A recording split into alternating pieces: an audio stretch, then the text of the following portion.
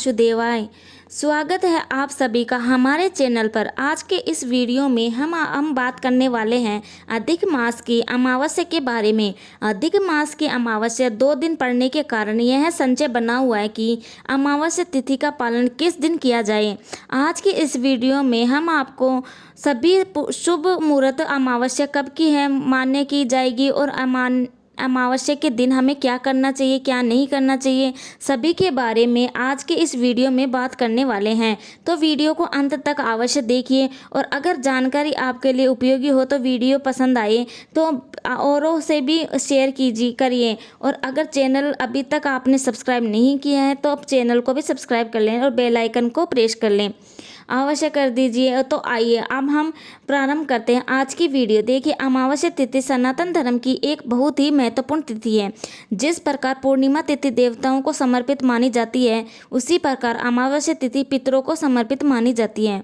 जब भी पितरों के लिए हमें कोई भी कार्य करना हो तो अमावस्या तिथि से बेहतर दिन नहीं हो सकता है। साल 2026 के अधिक मास की अमावस्या के बारे में संशय बना हुआ है, क्योंकि यह अमावस्या 2 दिन पड़ रही है। तो किस दिन आपको व्रत रखना है, किस दिन पितरों के निमित्त श्राद्ध तथा तर्पण करना है, इसके सभी मुहूर्त आपको वीडियो के अंत में बताएंगे। सबसे पहले तो हम यह जानते हैं कि अमावस्या के दिन हमें क्या करना चाहिए क्या नहीं करना चाहिए। तो सबसे महत्वपूर्ण दिन होता है पितरों के लिए। तो इस दिन पितरों के लिए तर्पण अवश्य करना चाहिए। अमावस्या को प्रातःकाल शुभ मुहूर्त में स्नान किया जाता है। स्नान आदि से निवृत्त होकर सूर्य भगवान को जल अर्पित करें। इसके बाद पितरों के निमित्त तर्पण करें। पितरों के लिए तर्पण करने के लिए 1 लोटे में शुद्ध जल लें, उसमें थोड़ा सा गंगा जल और कच्चा दूध मिलाएं, थोड़े काले तिल मिलाएं और दक्षिण की तरफ मुख करके अर्घ्य देवें। इससे पितरों के लिए सीधे सीधे तर्पण होता है,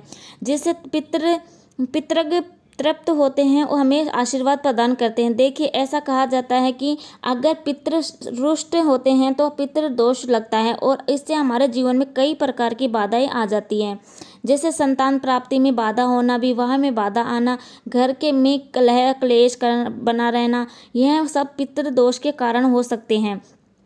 तो इसीलिए अमावस्या पर हमें पितरों के लिए दान तर्पण इत्यादि अवश्य करते रहना चाहिए। अमावस्या पर संध्या के समय मुख्य द्वार पर एक सरसों के तेल का या तिल के तेल का दीपक भी जलाना चाहिए। और जब आप यह दीपक जलाएं तो हमें भी थोड़े से काले तिल डाल दें। पितरों के लिए दान भी इस दिन सामर्थ्य के अनुसार करना चाहिए। अगर ज़्यादा कुछ दान नहीं कर सकते तो पक्षियों को दाना डाल दें, गाय को चारा डाल दें। पितरों के निमित्त थोड़ा बहुत दान तो अवश्य ही करना चाहिए। और जब भी आप पितरों के लिए दान करें तो काले तिल उसमें अवश्य मिलाएं। काले तिल मिलाने से जो भी हम दान करते हैं वह सीधे हमारे पितरों को लगता है।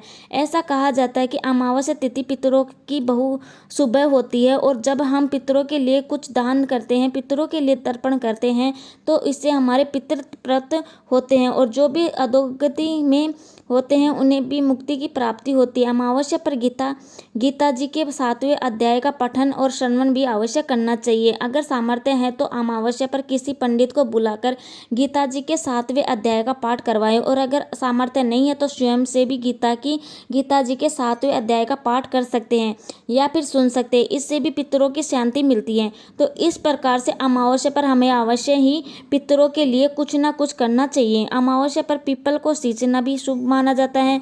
इस दिन पीपल में थोड़ा सा मीठा जल अर्पित करें और संध्या के समय 1 तिल के तेल का घी का दीपक अवश्य जलाएं। इससे देवता प्रसन्न होते हैं और हमारे घर में सुख समृद्धि देते हैं। अमावस्या पर हो सके तो ब्राह्मणों को भोजन भी अवश्य कराना चाहिए।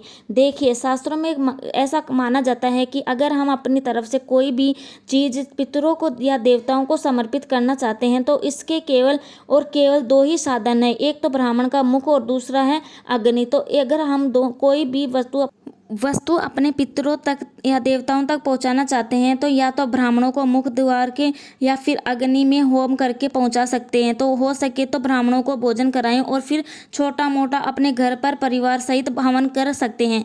तो इस प्रकार से अमावस्या तिथि को अगर संभाल लेते हैं तो जीवन की कई सारी बाधाएं और पीड़ाएं स्वतः ही दूर हो जाती है। इसीलिए अमावस्या पर विशेष ध्यान रखना चाहिए। कभी भी अमावस्या के नियमों का पालन करते हुए नाखून नहीं काटना चाहिए, बाल अमावस्या को नहीं कटवाना चाहिए, झूठ नहीं बोलना चाहिए, किसी भी की चुगली नहीं करनी चाहिए और जहाँ तक हो सके भगवत नाम का स्मरण करके अपने पितरों को समर्पित कर देना चाहिए। अब यह जानते हैं कि अधिक मास की अमावस्या कब है, तो देखिए ध्यान से सुनिए। 14 जून रविवार की दोपहर में अमावस्या प्रारंभ हो रही है 12:19 पर और अमावस्या तिथि का समापन होगा 15 जून सोमवार की सुबह 8:23 पर। तो इस प्रकार 2 दिन अमावस्या तिथि रहेगी।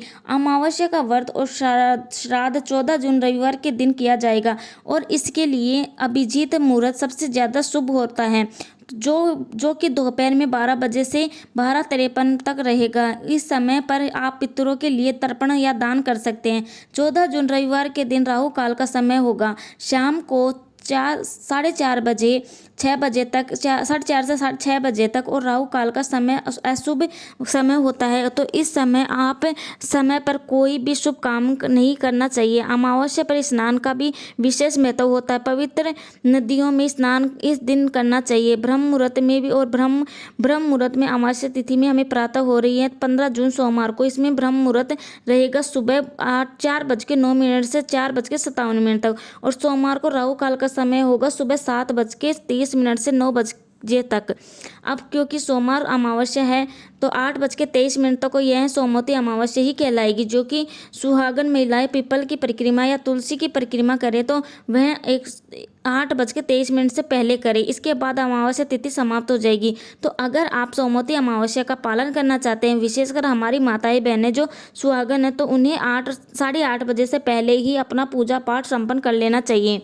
तो इस प्रकार 2 दिन अमावस्या है। 14 जून को अमावस्या का व्रत रहेगा, श्राद्ध तर्पण रहेगा और 15 जून को अमावस्या स्नान रहेगा।